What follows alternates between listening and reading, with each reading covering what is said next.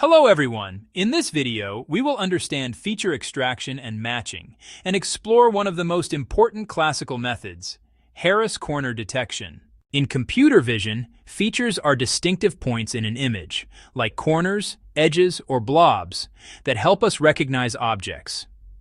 There are two main steps: feature detection, finding key points in the image; feature description, representing those key points numerically so they can be compared.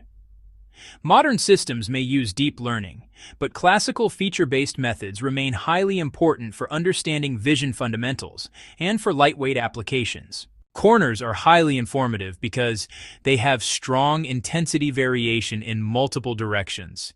They are stable under small shifts. They are useful for tracking, stitching, and 3D reconstruction. This is where Harris corner detection comes in.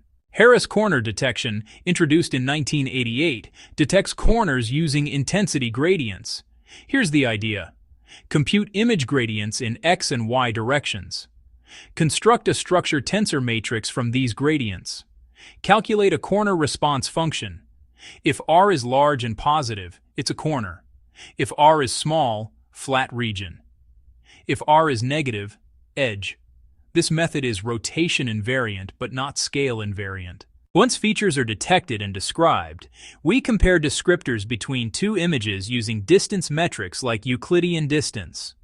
The best matches allow us to align images, perform object recognition, enable visual SLAM. Understanding Harris corner detection builds the foundation for advanced feature detectors and modern deep learning-based keypoint models.